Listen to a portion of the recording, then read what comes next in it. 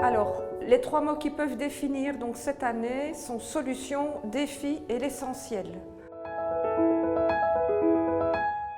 Alors, on a d'abord eu un arrêt économique pendant 10 semaines et alors à la reprise du marché donc en mai 2020, ça a été un chamboulement complet.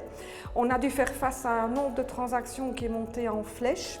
On a également vu les prix sous pression parce qu'on a beaucoup plus d'acheteurs que de vendeurs, donc tendance à la hausse au niveau des prix. Et puis on voit aussi donc, les critères de recherche au niveau des acheteurs potentiels qui évoluent parce que maintenant avec le télétravail, on recherche plus une maison au vert à la campagne et alors côté appartement, il faut la terrasse.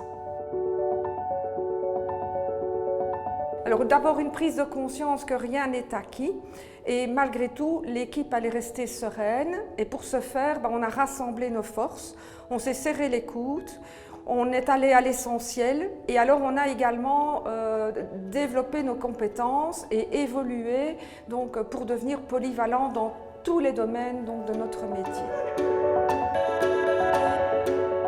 Tout d'abord un manque de repères, donc dans ce climat qui était stressant et anxiogène. Et alors c'est comme si on naviguait sur un bateau en plein brouillard, sans GPS et Internet, et tu sais que les vivres à bord, elles ne sont pas illimités. Alors si on n'est pas capable de rebondir, eh bien tout peut disparaître. Donc, il faut rester fort, il faut constamment évoluer, il faut se réinventer, se remettre en question. Alors, tout ce côté est bien entendu très épuisant, mais finalement, ça reste très excitant.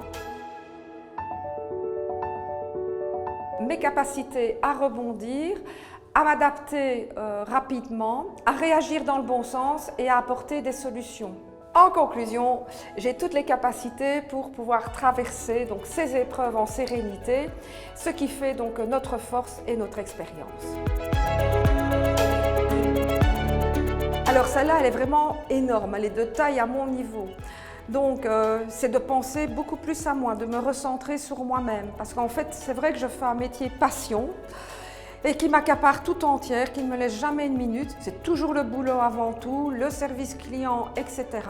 Et alors, mon challenge et ma grosse résolution, c'est de pouvoir équilibrer cette balance entre le privé et le professionnel.